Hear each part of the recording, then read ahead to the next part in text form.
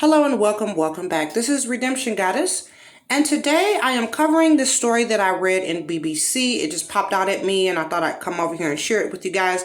Now, look at this title, and I want you guys to be very careful when you are looking and reading through titles.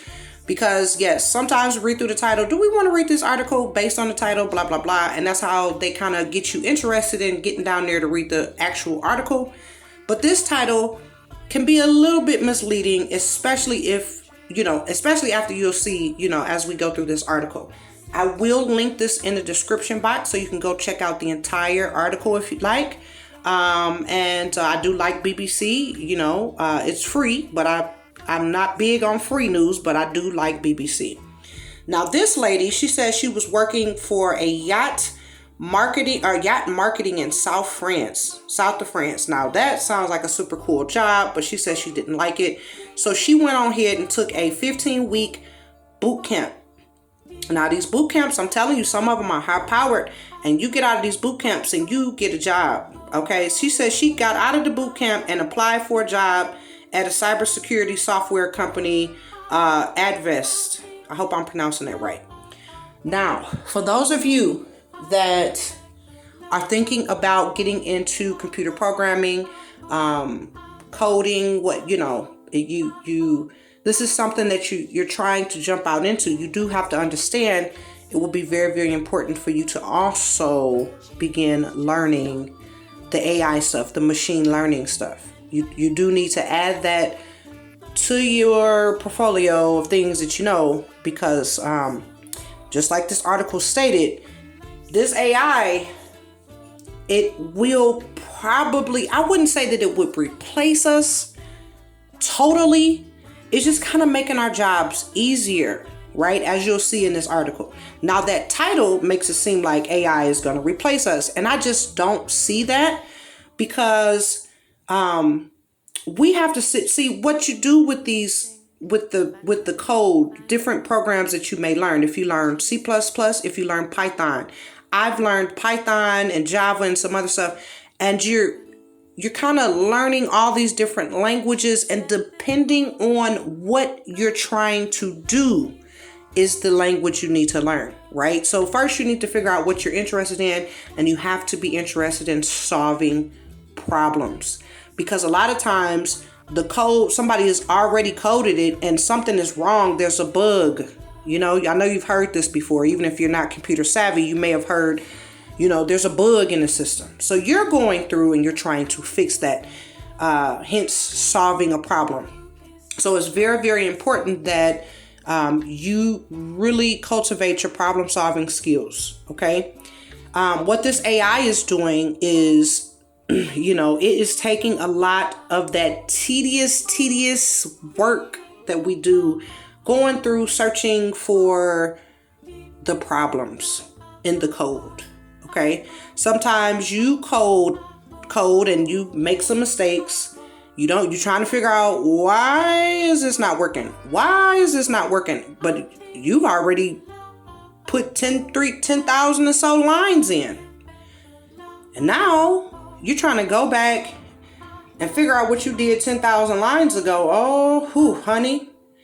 Your brain, I'm telling you, sometimes you gotta shut that computer and go lay down. It's like, for real, you got to go lay. You be like, I need to go lay down. Your head, like, for real, will start hurting. Now, she says she started at the company. She was the first woman developer working on her team, and she spends her spare time encouraging other women and people of color and LGBTQ to try coding.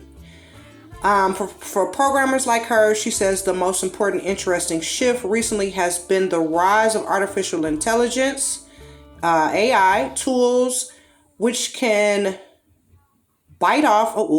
Anyway, like I say, go check out that article. Now, this part is very interesting. Now, the artificial intelligence is called GPT-3. It released last summer by OpenAI, in San Francisco based, look y'all, founded by Elon Musk. See? Founded by Elon Musk. That man got his hand in a lot of different things, right? It says, let's see. Ooh, why is my eyes not focusing on this? Very large thing. Predicting the next letter in a text. Now, there are some, when you, oh man, I don't want to kind of really confuse you with all this terminology. But when you're building programs, you need a system. You need a program to sit there and write your code. Many different programs. They already have some of this stuff. They have the libraries and they have just a lot of stuff out there to where you don't have to reinvent the wheel every time, right? An example of that is like the beauty of this, just the calculating portions of it. Could you imagine having to sit there and do 2 + 2 every time you need to do 2 + 2? You just program it anytime you need 2 + 2 to = 4. You have this programmed and you don't have to sit up here and do this stuff over and over and over. The best part of this are the functions that you have in Excel. That's the best example I can tell you on a layman's term. If you don't even know what Excel is, baby, I don't really know what to tell you because I can't take you all the way back here. But this is, really kind of making our jobs a little easier. And that's like really the point of AI. And it kind of eliminates the things where we have human error. Hence why they're doing all this self-driving stuff. We have so many different instances where people have, heart attacks and seizures and things like that at the wheel. And now they're no longer in control. And then, people lose their lives and other people are injured and lose their lives because of human error. When you insert AI, you insert something that's going to do the same thing every time, and plus it learns and gets smarter each time. Now you have a whole bunch of people, they are really, really nervous about this. But when you start thinking about just human error, you're a little sleepy, and you fall asleep at the wheel, and unfortunately you take your life and you take a whole bunch of other people's lives with you because you were sleepy. Same thing with drunk, same thing with high, whatever. You sitting up here and you're not yourself and you don't react or you don't do what you're supposed to do. This is why I'm all for AI in some instances, right? As it pertains to coding, when you sitting up here and you and your team are responsible for writing thousands and thousands and thousands of lines of code, and this code has to be right, now you have something that can come through and make your job a little bit easier, whether it's that you don't have to sit out and type out this whole if-and statement. As soon as you put if, it knows what you're going to put and it fills it in for you. It saves a shitload of time. You got to sit out here and type out a whole bunch of if-and statements all by yourself by hand, and this is what you've done for 8 hours for 6 months. That shit will drive you crazy, right? And if-and is like, if, let me give an example of this. If this equals this, then this does this. That's what an if-and statement is in computer programming. And so you're behind the scenes, you're talking to this computer, you're telling it what it needs to do if this happens. That's a if, Anyway, I hope I didn't confuse y'all too much, and I don't want to get too super nerdy because I can come all the way down. I can get hood on you and I can get nerdy on you. And I love the nerdy stuff. But just because I'm a nerd don't mean I ain't got no 357. Now, look. Oh, and who asked me to link that collapsible stick? I will. Oh, I hope I don't forget in this one. Get out, Snoopy. Go. Zero privacy. Anyway. So back to this article. Let's see. Did it already go to the next one? Oh, no, I didn't do the other screenshot. Okay, so you guys, I will link this in the description box, okay? I see that it's this thing. I've only stretched it out to 10 minutes, 45 seconds. It says the GPT, which stands for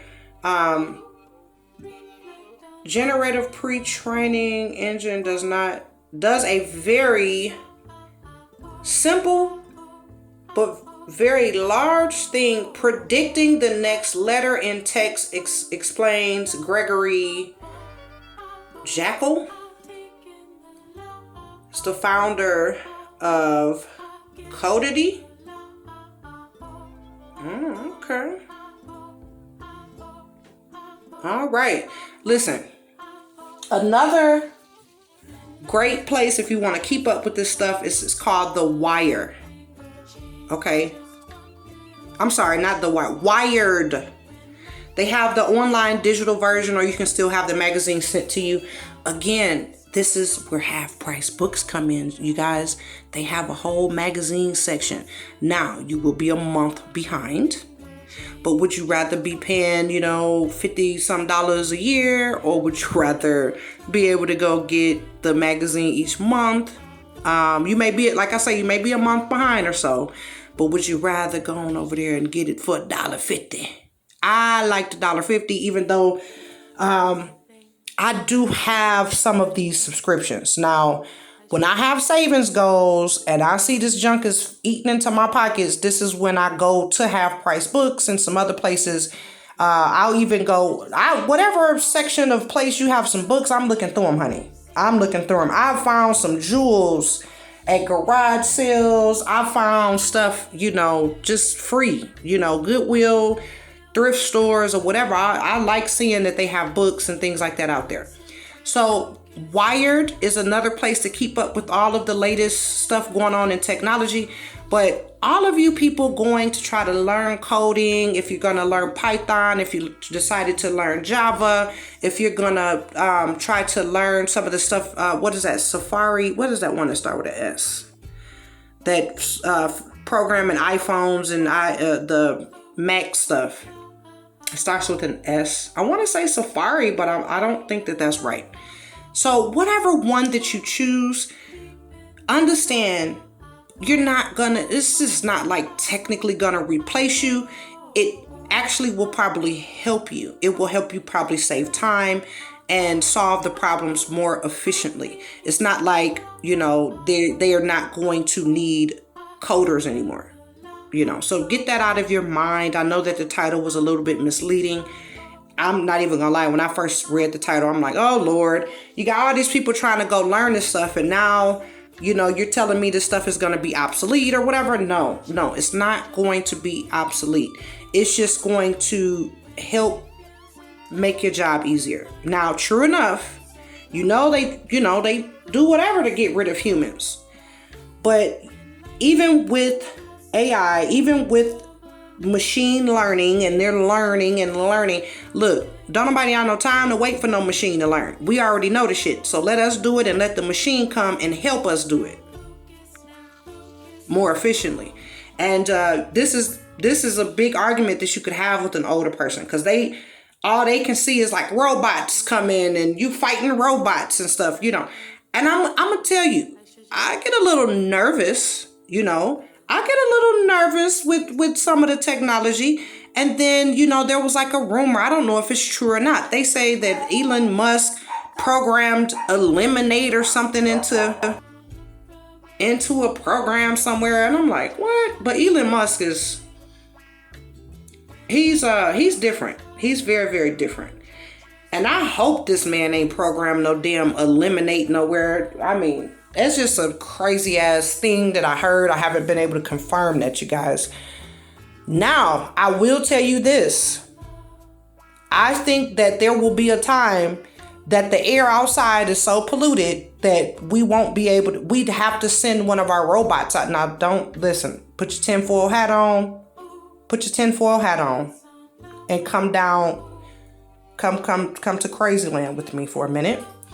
I do feel like one day the air and the water and everything is going to be so jacked up that we literally won't be able to leave our little bubbles. Whatever little bubble they done created for us and pumping in, purifying the air, like we literally won't be able to leave our house, and we have to send our robots out to run our errands and do jobs and do stuff. And so if you don't know coding and you have not programmed your robot and you don't know how, you might die.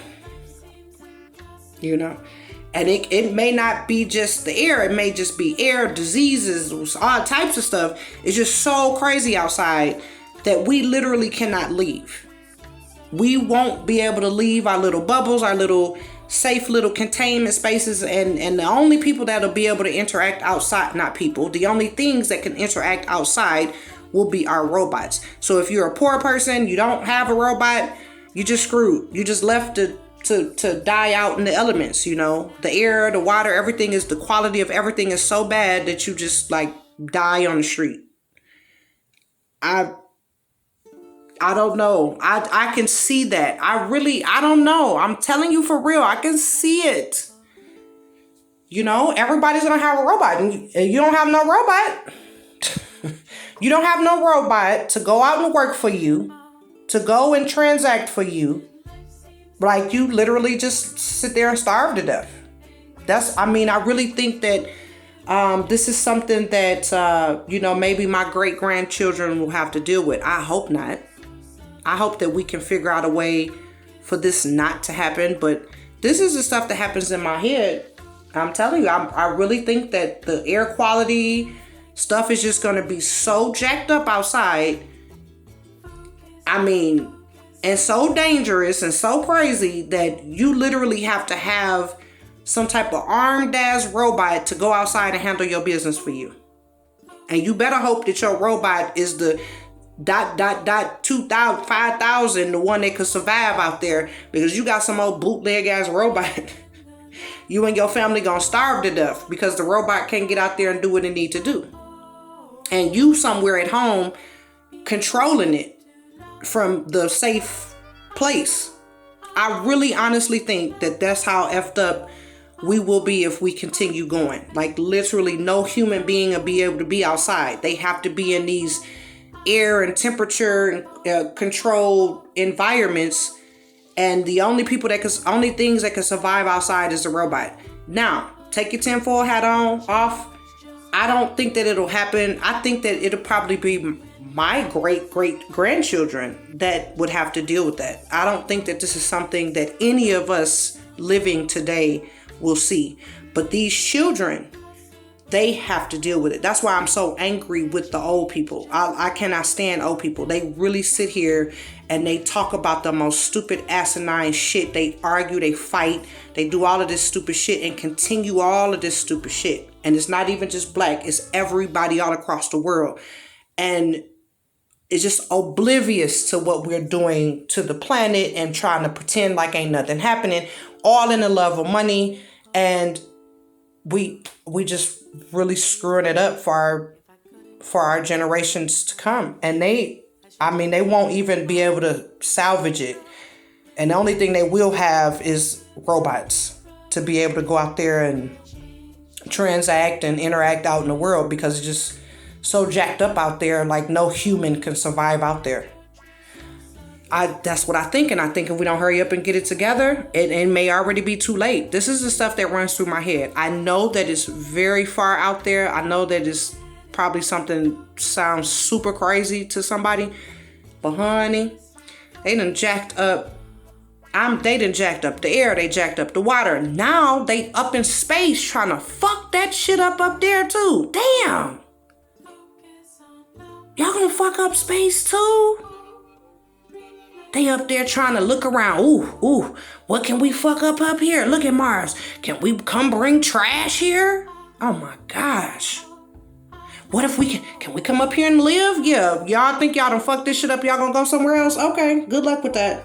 Good luck. How long can we live up here without oxygen? Oh, please. Instead of coming down here and fixing the problem. Anyway, I done went off too far. Like, share, subscribe. Tell me what you think in the comments. Thank you so much for listening.